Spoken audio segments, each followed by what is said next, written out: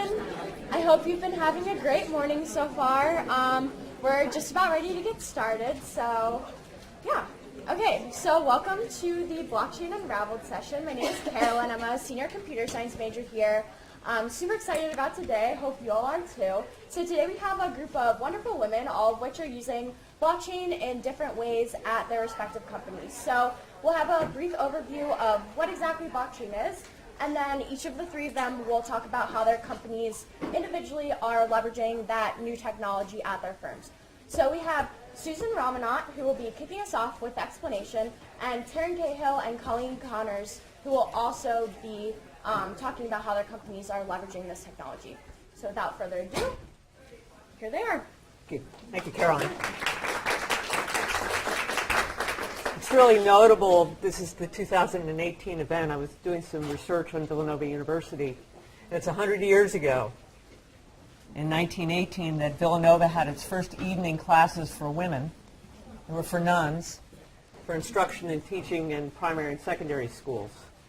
In fact, it was in 1958, the year I was born, that Sputnik went up, but also the first year that a woman was awarded a degree from Villanova. And in 1968, like many universities, whether they were religious affiliation or some of the Ivy Leagues, that were all male, for the first time admitting women. I personally benefited from that, attending a university in New Jersey that had been formerly all male, and then went to Wall Street. Dow 700, you can look back on the charts. That was a really long time ago. And it was all male and male-dominated. And then over the course of my career in Wall Street and banking, I moved continually into aspects of the business, sales, product development, working for our chief technology officer, and in the wake of the financial crisis, putting my hand up and saying, yeah, I'll build a risk function, which involved, among other things, learning about cybersecurity and some of the alarming vulnerabilities that exist not only in finance but across sectors. I also had the opportunity, because I have a tendency to work in what I call white space. What aren't we doing? What aren't we thinking about? What aren't we taking care of? White space is a way to develop one's career. Had an opportunity to go back into more of an outward-facing role in corporate development. And it was 3.5 years ago that I came across not just fintech, but blockchain. And I remember saying to my son, who was then an undergraduate at the University of Southern California, do you have any friends doing this Bitcoin mining thing? And he himself was a little puzzled and wasn't quite aware. He was a business major, not a technology major.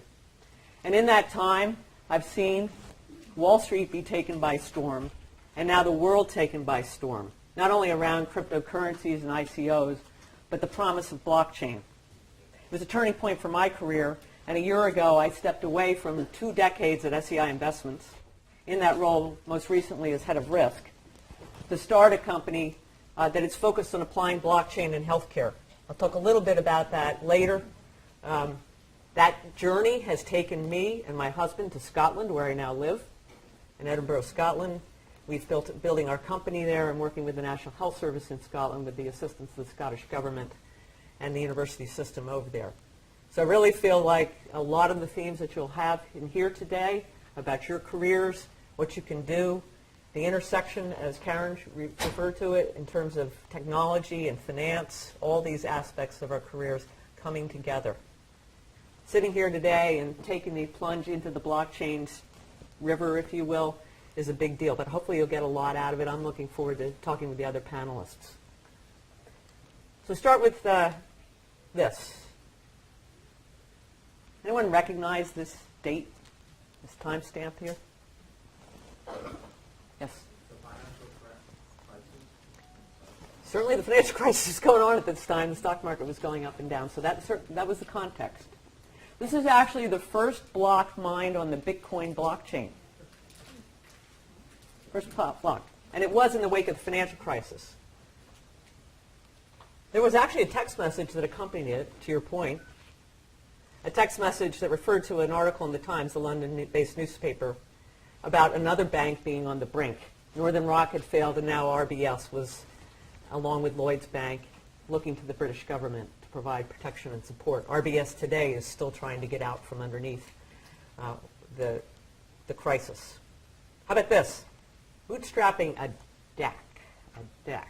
It's probably not a term you recognize. I have the wrong date there. It's 2011.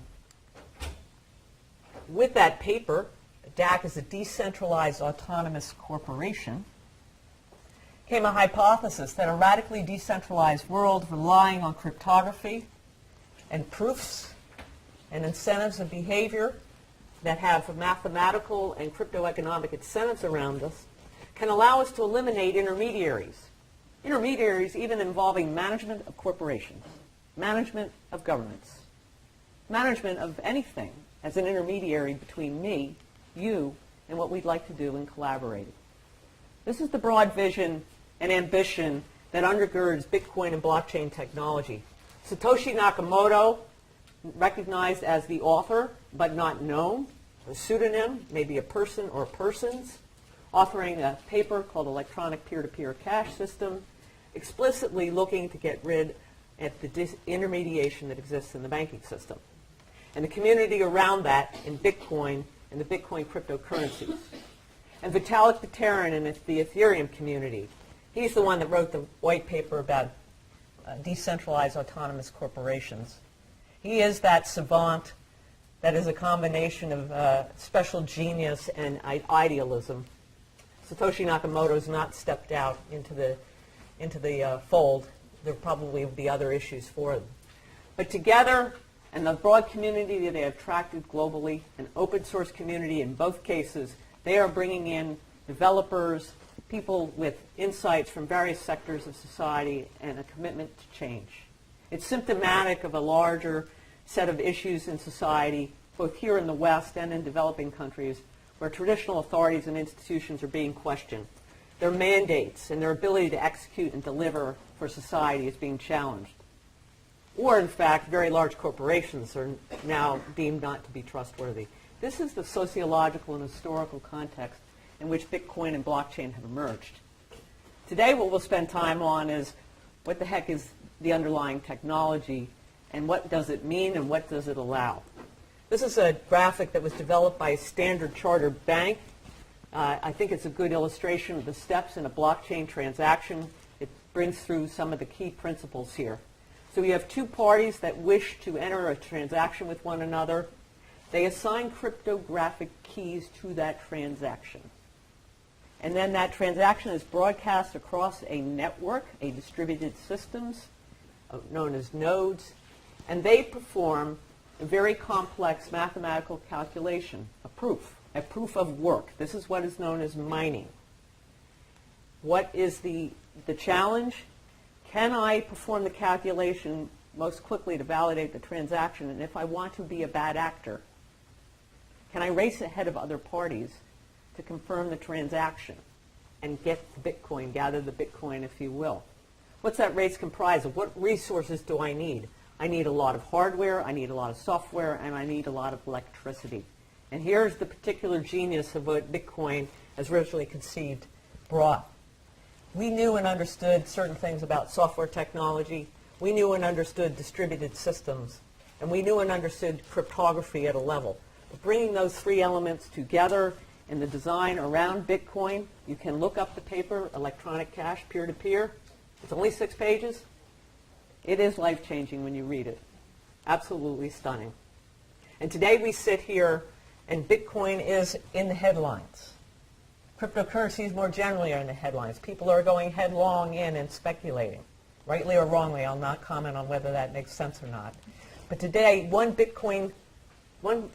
value of Bitcoin, the transactions associated with it, requires the equivalent of 2 years of electricity consumption by an American household.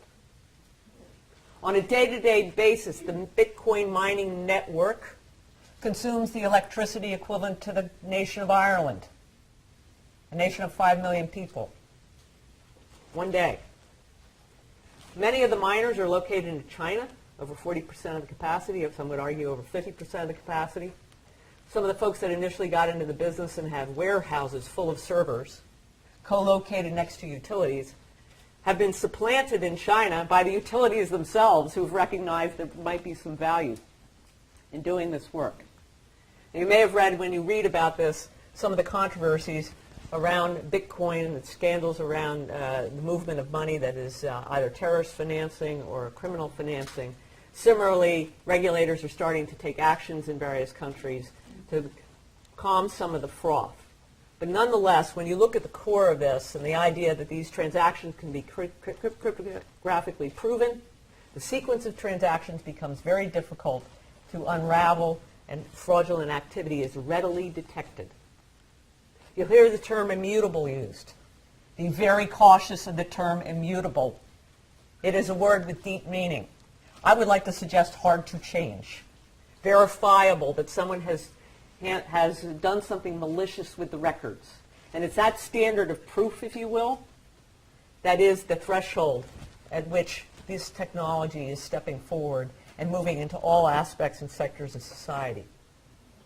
There are actually components to the Bitcoin and Ethereum networks that now are being carried over into corporate settings and more conventional settings with a concept of a permissioned ledger. So rather than a radically decentralized distributed system where the parties and nodes that are acting to provide proofs, if you will, you have a limited group within some industry sector of related parties who may or may not trust one another completely, but have good reason to want to take advantage of the efficiency and productivity gains that they may get because they're no longer reconciling across silos and organizations. They're coming to a common registry and agreeing transactions peer-to-peer and an agreement that the registry, the ledger, is valid. That frees up resources. That takes transactions in finance, potentially from days to hours, from hours to minutes, from minutes to near instantaneous. There's clear value for finance, and it's no surprise that in the last 3 years, many of the major banks, broker-dealers, investment banks, insurance providers, payment providers have launched significant initiatives in blockchain. You'll read some that are skeptical that blockchain is in production or will go into production. And I can assure you that blockchain is going into production on Wall Street across the entire gamut of the business. In securities processing, derivatives processing, for mutual funds and wealth management, there are implementations, proofs of concept that have moved to pilot and will be going into production.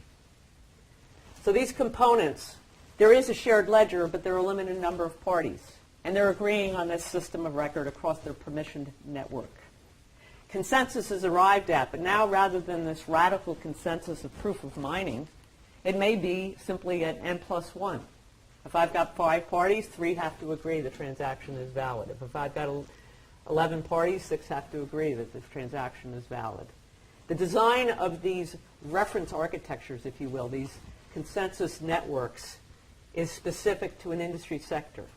How serious is this? The Linux Foundation 2 years ago announced the formation of something called Hyperledger. Hyperledger is a Linux Foundation-sponsored open source development community, if you will. IBM contributed its Fabric blockchain protocol to that network. Intel has contributed something called Sawtooth Lake, which ultimately would contemplate being able to handle billions and billions of transactions associated with sensors and IoT in the world that we're moving into. So at the extreme, IBM and the financial services firms looking to enable a whole variety of industries. At the other extreme, Intel and others looking at a machine-to-machine world where blockchain can help mediate between devices. This sensor on this traffic light is a valid and verified party playing, talking to another actuator or gathering data and information, and I can rely on that data, and I can rely on the integrity of that data. 2 extremes, but in a permission ledger setting. Okay? Privacy important, don't take it for granted, and security, the authentication and verification of the parties participating, privacy around the transactions or the data that's shared that you don't necessarily get with Bitcoin or Ethereum. Radical transparency is not what the permissioned ledger is about. Efficiency, productivity gains, the benefits of sharing information across corporate silos where you weren't able to do so before. And a term that can be a bit of a lightning rod, smart contracts. I like to think of that as bits of business logic, if-then statements that trigger action. At the extreme, there are folks that think that entire legal contracts can be encoded, and that code will be law. A little more modestly, let's take elements of a series of transactions parties agree and conditions and terms that exist within a legal contract, and how can we enable that technologically, not just with blockchain, but with other tools, machine learning and other tools and mechanisms. So those are your four key components: the shared ledger, privacy, some form of consensus mechanism, and business logic that brings these to life. The Ethereum network is really built around the concept of smart contracts, if you will, and the idea of decentralized autonomous organizations. I'll go back to that idea. If you don't have management, how do you have governance, and what are you relying on? It is a vision of many in the Ethereum community that you can rely on that business logic. This is a slide that comes to us from Moody's. It is really a reflection of the disruptive potential across sectors. Yes, financial institutions and all their different flavors, including anti-money laundering and KYC, which is a problem for the Bitcoin blockchain itself, but there is, in fact, a startup here in Philadelphia that's been working on machine learning and artificial intelligence for AML, KYC. They're now backing their way into blockchain because they realize that there's value there as well. Major corporate supply chain management, our own application in healthcare. We are looking at ensuring that medical devices specifically are in good order during their operating life cycle, not supply chain, during their operating use, whether it's an implantable defibrillator, infusion pump, are they in good order? And is the service record up to date? And if there's a recall, can I go track and trace and bring back that infusion pump and make sure that it's in good order? Use cases. We'll hear some later from the other panelists, and certainly are interested in what you have to offer. Use cases are important, but they all sit within a regulatory context. Different geographies certainly affect where personal data can and can't be. So for many firms that are active in blockchain, they need to concern themselves with data protection regimes. Personal privacy issues, they are different.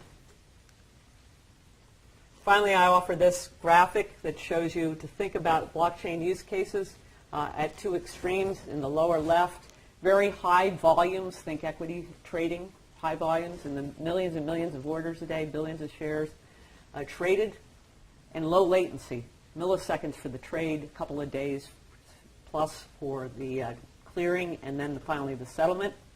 And then moving to the right and up into the upper right-hand corner, transactions that have more complexity, that may take weeks, that have multiple parties involved. Here's where we have derivatives instruments, where hundreds of millions of dollars are at stake, and bank balance sheets are exposed to counterparties. This is where Wall Street has been focusing, with an opportunity to reduce the counterparty risk, reduce the latency between agreeing a derivatives instrument and a transaction. Say I'm selling Brent crude and I'm buying the Japanese Topix index, and I need to post collateral continuously. Reduce that latency time, therefore reduce the capital I have to put against that trade. There's a huge drive because it could drive returns for banks. Banks' balance sheets will sing in the coming years if they're blockchain enabled, because assets will turn over much more quickly. Capital reserves will be significantly lower.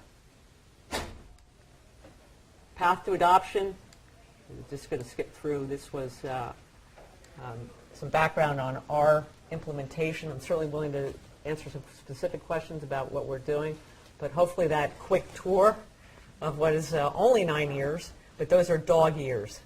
Things move very quickly in the blockchain field, so once you dive in, be ready for a ride.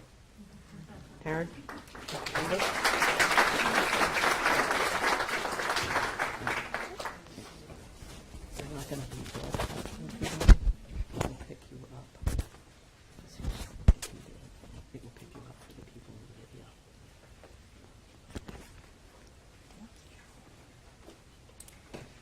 Good morning.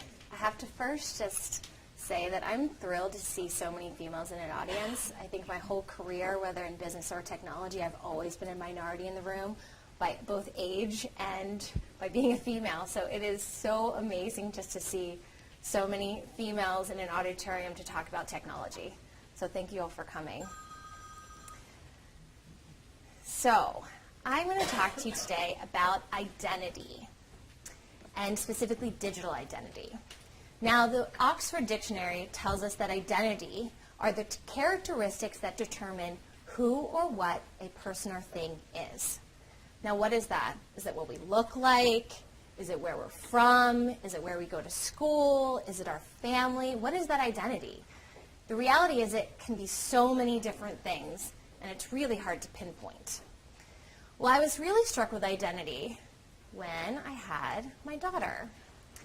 I realized that on her birth, she was instantly given the first founding building blocks of identity.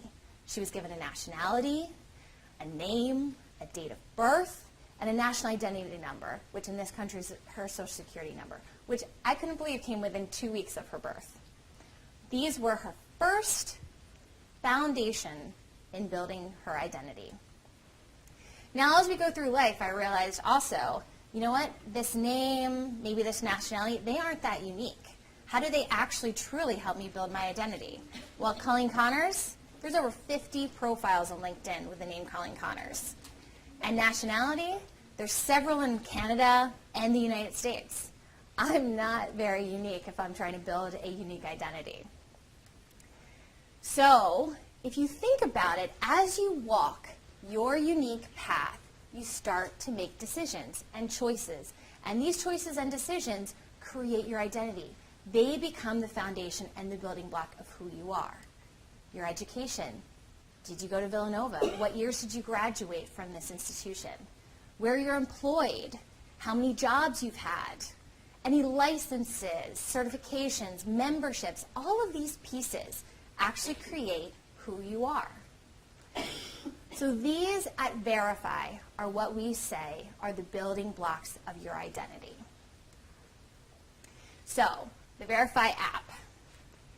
You can download it. It's right here in the palm of your hand.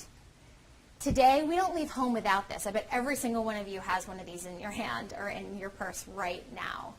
And you can create your own digital identity wallet with you at all times. You can own it securely right here. So if you download the app, you go through an encryption process, two-factor authentication, and you open an account. Once you do that, you can start building your digital identity with these building blocks, creating records. Here's an example of an employment record. So let's say you worked at KPMG in Chicago. You'd put in the company name, your start date, your end date, whether it's still current or not, your job title, the location, in this case Chicago, and any other identifying documentation that might help verify that that employment record is you and it is correct.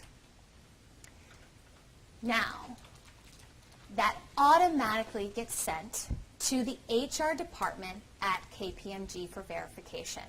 That HR department receives an email on your behalf asking to verify your employment record. They hit approve, and all of a sudden, you have a pending record turned to verified, or green in this case. As you can see here, you start building all of these building blocks of your identity, of who you are. And you can create all of those within education, employment, licenses, as I mentioned before. Now, we're here to talk about blockchain. So how does Verify actually utilize blockchain technology within digital identity? We use blockchain technology to track, store, and secure all of our users' records, and thus their digital identity and its journey. So each time a record is created on the platform, it creates a unique blockchain ID, or transaction ID, as we like to call it. Those are stored on a block. We use a public permissioned Ethereum-based blockchain network to do this. And here I'm going to show you a little bit of how that works. So let's say that KPMG record, right? It started out as pending. At that pending state, it created a transaction ID associated with that pending state for the record. The moment it changes or anything happens to it, creates a new ID. In this case, it went to verified. If anything else happens, new transaction IDs are all created. Every time anything happens to any one of your records or a new record is created, they all create transaction IDs that are stored on the blockchain. All of these transaction IDs, as I mentioned, are stored within a block. Everyone following me so far? Okay, so there is a bit of a hierarchy here. Now, what I also really love about our technology specifically is that we feel very strongly you're owning your background. This is yours. It's not ours. This is why we use the blockchain technology. It is to use a decentralized network, right? That's what blockchain is. But it also puts it in the palm of your hand by, if you see this little icon, you swipe a little to the left, as we get used to doing these days, and you can press on this little verify blockchain icon. Well, that gives you the pop-out of the exact transaction ID of where that record is stored and located on the blockchain. It's yours forever. So if anything even happened to verify, you still have it. It's not going anywhere. Does that make sense? So now we're going to go look under the hood, because I think this is something that is very rarely shown even when we start talking about the subject of blockchain. This is called an explorer view. So in our Verify blockchain, this is when you go under the hood and actually look at the blockchain, this is what you see. And here we're looking at an example of block number 57458. You can see the day that it was created. You can see the alphanumeric line, the instance in which it's stored in the block. You can also see the miner or validator in which said, yes, this attestation, this is true. And you can also see that the transaction was confirmed here by 56 different miners. So 56 confirmations said, yes, this is true. Going back above the hood now, back to the Verify app and the platform. One other way that we use blockchain technology currently in Verify is with your digital identity score, this personal identity verification number. We store both the algorithm and we calculate it on the blockchain. This gives you identity confidence measurement. Every time you add a record, and every time that record changes and evolves, it changes your score. So as things go to verified, your score improves. If something gets rejected and is incorrect, obviously your score does not improve. It would be taken down. But this is also stored, as you can see, on the blockchain. Again, this is yours. It's your part of your identity and part of what this awesome decentralized network allows us to do. So what is Verify doing today? We are trying to provide and create an opportunity for everyone to own, securely encrypted, their own identity by using blockchain technology. So thank you for your time today. And also we want to give you all the opportunity to create your own personal profiles. So if you write down the link, this link will be live for about 2 days. And you can, it's invite only right now, and you can create your own profiles on the Verify platform. Any questions? Yeah. So we're creating an identity, which we are given a score. Correct. And so who is using that score, and how is that score being used? That's a great question. So it can be used multiple ways. So right now, let's say you wanted to get a new car, and so you wanted to get a car loan. Well, you might want to share your current employment record and that it is verified with the bank in order to secure that car loan. So that's one way that this identity profile could be used. You might share the entire profile. You might only need to share that most recent current aspect of it, right? Because often to get a loan or a mortgage, you have to prove kind of who you are and that you have income coming in and all of those things. So that's one way to use the technology. Now the scoring system, I think right now we're still trying to get it adopted, and once we get it adopted, I think that scoring system becomes much more important. So that will take some time.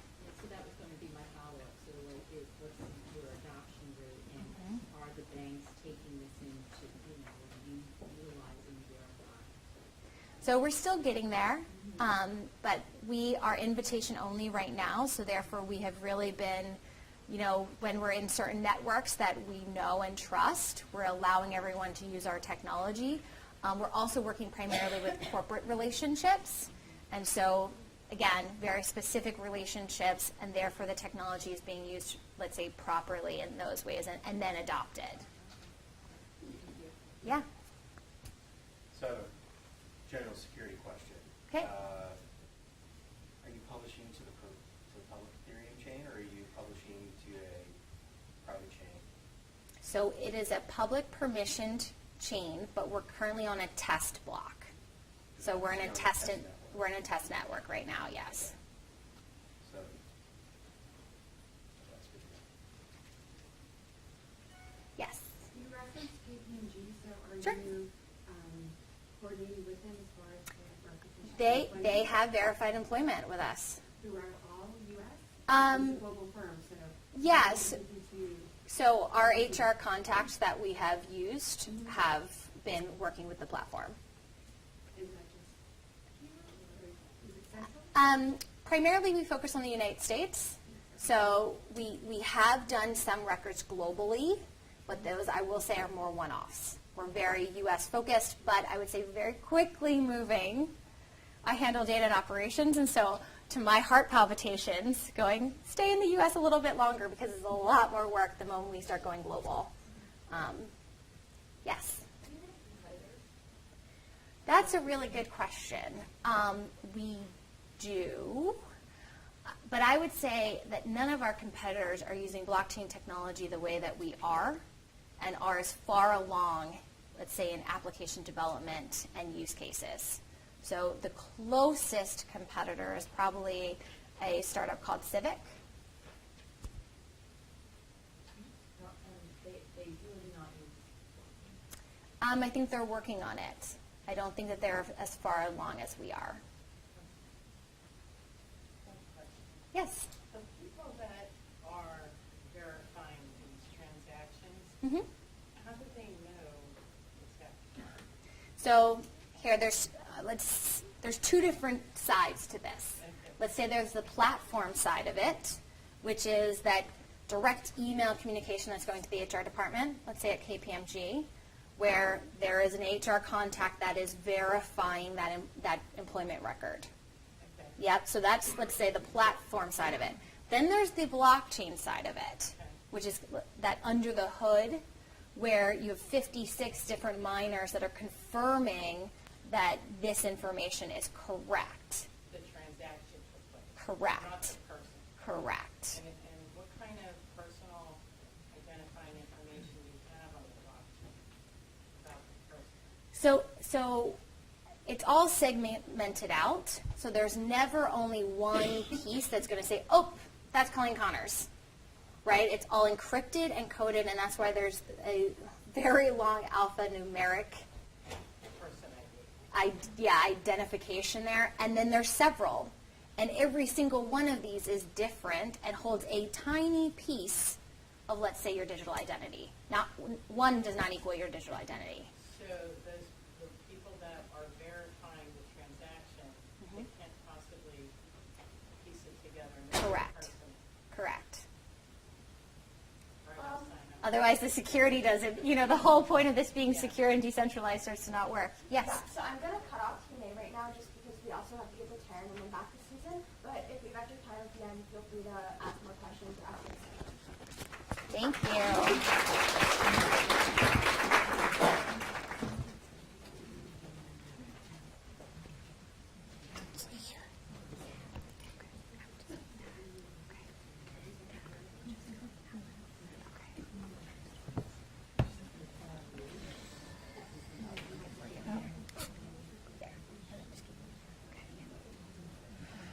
Well, good morning. My name is Taryn Cahill. My background is a little bit different than these guys. When I first graduated college, I didn't have as many job opportunities, and my friends all lived in Chicago. I actually went to an all-female school in Indiana, and my one friend said to me, I'm starting with this really cool company, and we're looking to hire account managers, and you'd be one of the first 10, like, would you be interested? And little did I know that I was joining a really great startup called Groupon.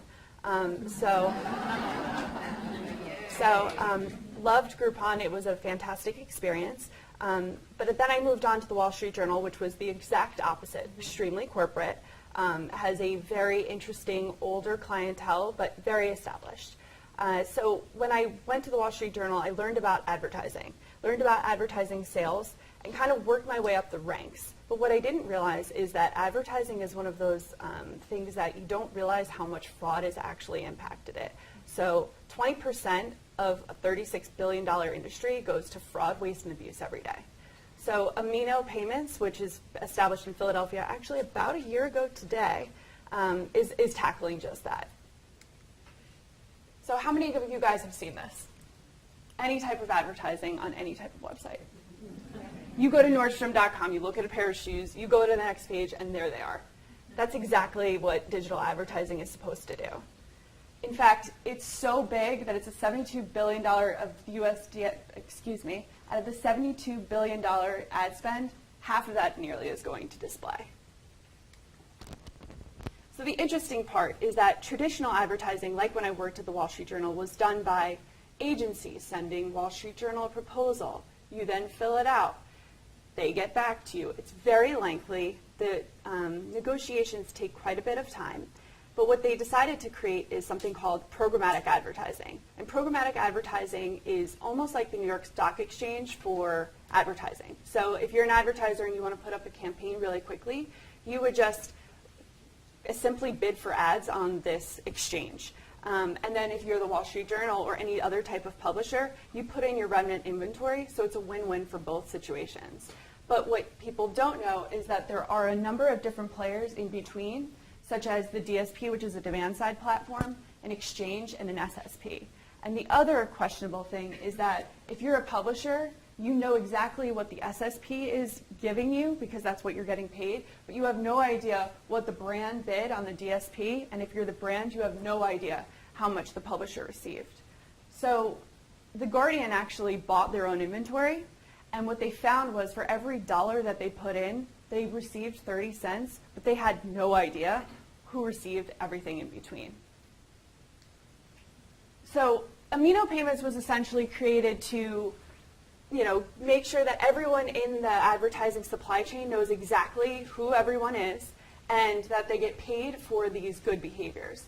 So essentially what we do is we use blockchain technology in the fact that everyone in the ad supply chain receives a wallet. That wallet ensures that everyone is who they say they are. By fraud, I mean, you see those articles about click bot farms in China. You also see that people are pretending that they are these premium publishers and they're not. So by having this wallet, everyone is cryptographically signing that they are who they say they are, and by the end of it, when that ad is served, the payments are then processed. So we're not serving any bad players, and they have no incentive to pretend that they are either side. We're also using smart contracts, so there's a couple of other things in between, such as viewability and a couple of other boring advertising terms, but we are able to use that so that payments are processed based on these, like you were mentioning with the contract terms. And that's basically it.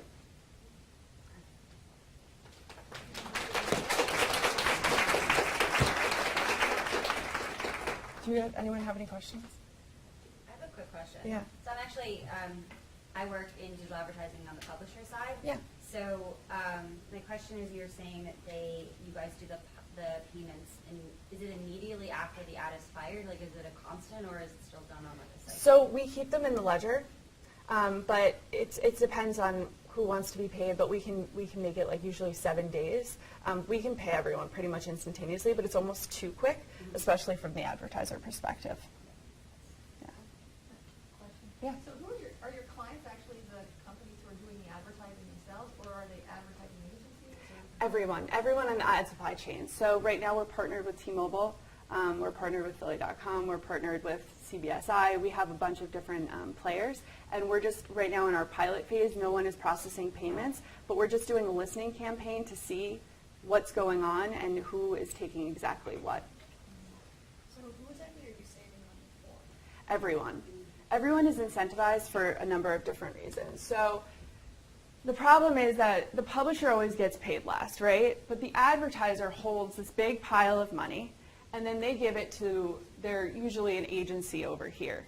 The agency that holds that, and the DSP knows it has to pay out the exchange and the SSP, so they're putting up their own capital in order to pay these people. Publisher, again, is getting paid maybe net 90, and then maybe that agency is paying net 180. It's very non-instantaneous, and the float is a real thing. So, yeah.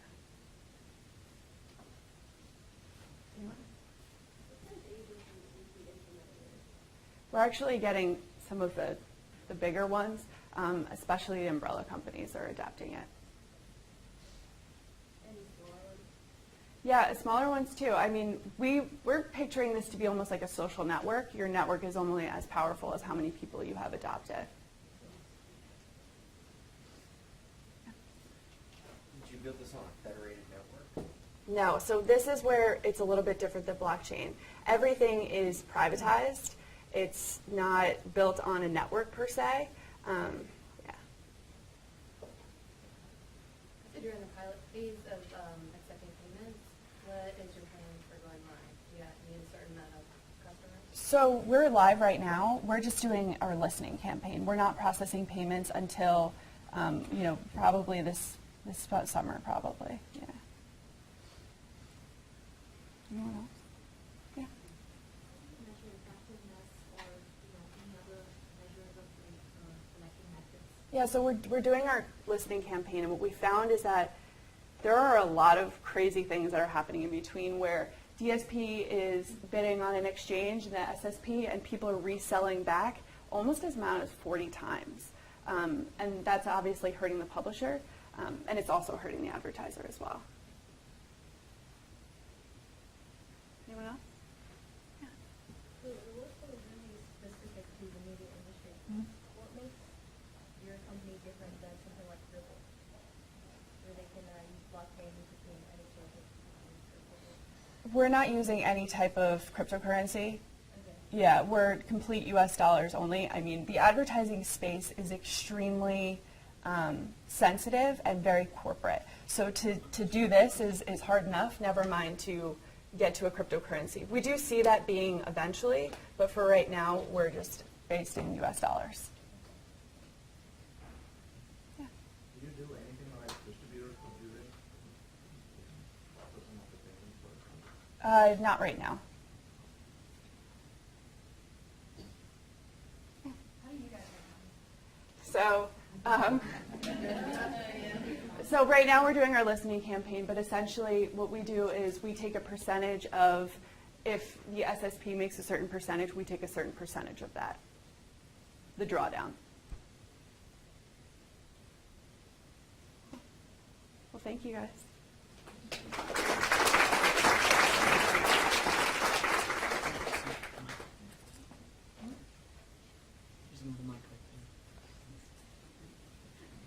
Any other questions? Michael, yes.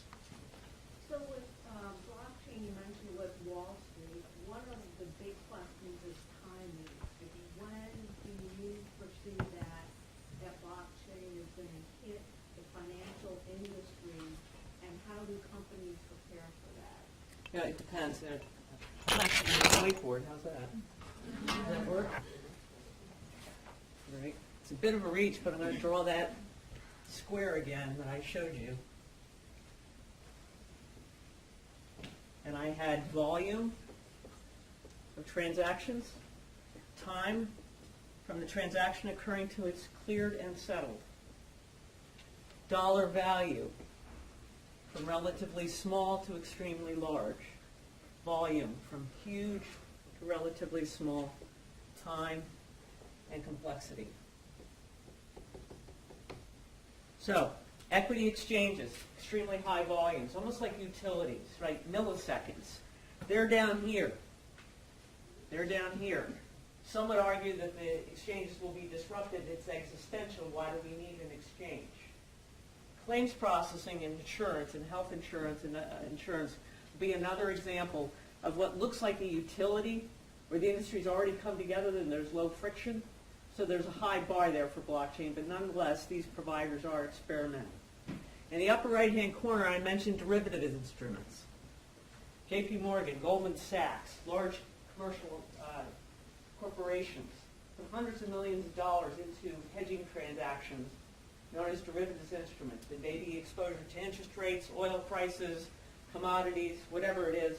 Many times the parties are coming together around a custom contract, the two sides of the trade. I bought Brent, I sold Japanese topics, the index, the Japanese index. How can you sell it? You can, right?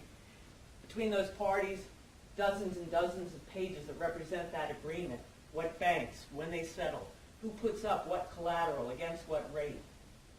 If you can, through blockchain, support that transaction and reduce the friction, and through smart contracts as understood in business logic, update the price of Brent crude and the price of that Japanese topics much more frequently in milliseconds, you, in theory, could true up the collateral relationships as well and move the money that more quickly. That's what I mean when I say the capital expended. So J.P. Morgan has notional value on its balance sheet in derivatives instruments in excess of $20 trillion. So it's hard to put your head around it. Notional value, the total notional value. They have to hold capital against that. Yes, it will take less time, efficiency and productivity gains, to get those transactions closed out, and they'll be able to true up. But in the end, instead of holding $1 for every $30 of notional value, they may only have to hold 25 cents against that $30 of notional value. That's the play. Other things in finance, to the question, are in this middle ground. So high dollar value, complexity, enormous balance sheet impact, efficiencies gains, but utility. So let's think about mutual funds or hedge funds. The enrollment process to buy a mutual fund or to go into a hedge fund requires KYC, AML work, transfers and validations of cash and securities, an investment, an application, an onboarding process.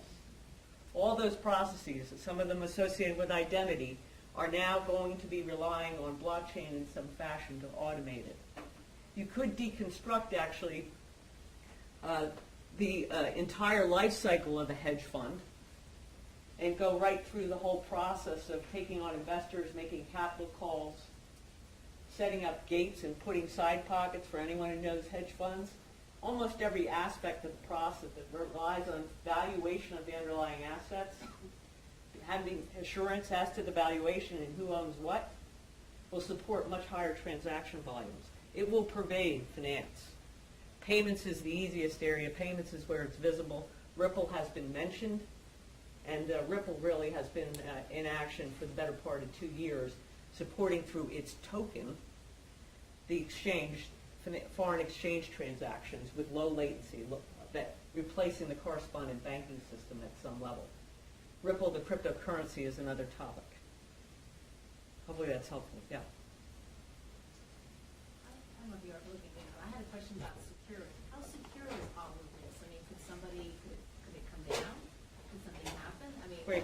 We think about that in all kinds of Yeah, great question. Two elements to that. To say that a transaction is cryptographically proven, if you're stepping away from the Bitcoin blockchain network, right, is not to say that the attack surface cannot be compromised. And this is part of where a lot of work needs to be done by cryptographers from an economic standpoint, incentive standpoint, and the actual underlying distributed systems technology knowledge. You have a different attack surface. You don't not have an attack surface. You're asking the very question I asked 3 years ago of some of the leading lights in the Ethereum and Bitcoin community, and that is, if in fact your blockchain protocol, whatever operators are underneath, whatever that network, looks to be on the brink of insolvency, its operational resilience being compromised, potentially through denial of service attacks, what's your responsibility to be able to port those records to another blockchain? Will we be in an interoperable world? Yes, we'll be in a world where public and private blockchains will be interoperable across sectors, much as the internet is pervaded in that sense. There will be rails that allow you to interoperate subchains, subsectors of the economy that interact. But what is that resilience that protects either me and my identity that I've built up over time, or the transaction records that are now shared in common across parties? These questions are really important. Stanford had a conference last January this time. They'll probably be doing it again, where they invited papers from top academicians and practitioners in the field on cyber protocols and the security engineering. It's not a given. For our own project, we were able, through the Scottish Government, to get funding to have a top cryptographer and his PhD student be part of our project. We're going further and taking advantage of something called a knowledge transfer partnership that's available in the UK. That's a program that will support this PhD student working for us for the better part of 2 or 3 years on something that's called trusted execution environments, and would allow us to own that IP in the end. So I see and am concerned, particularly as we've moved into healthcare, as we're focused on safety, security, and compliance of devices that could potentially have the counterintuitive impact of injuring, creating complications, or killing someone. I take the cybersecurity piece of this as not a given, but an area where there must be investment and exploration. I cannot stand behind what it is we'll offer without that security. Yeah. So I'm probably going to show my age a little bit here, but when we start talking about relying on a particular type of technology and the cybersecurity, part of it makes me think of the movie with Sandra Bullock. Yeah. You know, where it's like, oh, we all have this big secure thing, except because that company knew the back door, anyone who knew how to get to that back door could mess with everything, and no one would believe that it had been messed with because it was so fully secure. Okay. Obviously, there's a lot of work that's being done with the cryptography and the keys, Right. and the mathematics behind it is so complicated that you have to have computers, even when, yeah, pretty big computers, even when you have the key. But if we're going to have it portable and transferable and things like that, how secure is it from whoever is in charge of it to not have that back Yeah. door? Who's in charge? There's a big governance question and challenge. There ultimately is something. Right. that Some is of in the charge. most idealistic ICO token-based organizations are looking at decentralized governance protocols. So it's like a meta protocol over the top of assurance. This is a fundamental and core issue, and these do not transcend human affairs. This is the nature of human affairs. Is what are those governance structures? Can we rely on traditional legal and regulatory? Coming from a cybersecurity background, most recently in finance, and being very concerned about personal data and resilience of systems, I can assure you that it is not just one thing. It's everything from, did you do background checks on the coders? Are they of reliable background? Are they practicing secure code development practices? One of the wake-up calls for Ethereum was when they realized that the underlying code that was being contributed by these communities, notwithstanding bounties and other things, that they have to do formal verifications. That over 400 of the DACs that they had code been released onto the system, of the 400, over 3/4 had some kind of vulnerability. This is a study Microsoft did. So you have a hardening effect, and sound practices that occur today in software and code development, network engineering, and network management will have to be applied. So the tension is between, can we innovate rapidly and get to those places, and what is the price if we fall short? Ethereum has shown us with the DAO and the fork they undertook that there's a relatively high price, but the community has been able to absorb that. Similarly, on the security side, you need to be continuously concerned and observant.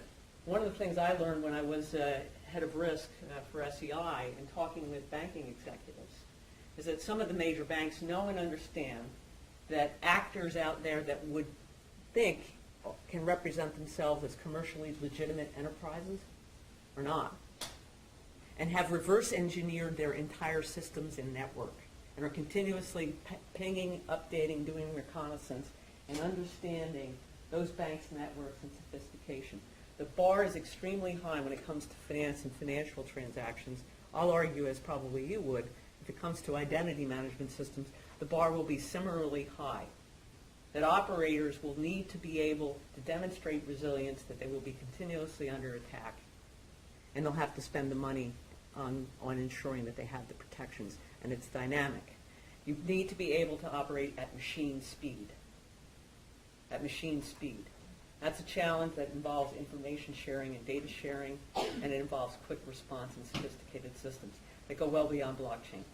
Machine learning, artificial intelligence, software-derived networks, and abstraction from the hardware level. There's so much to this. So don't just take it for given that it's secure. So I'm going to cut off the Q&A really quickly because we have to wrap up. So thank you all for being here, and let's thank our speakers again.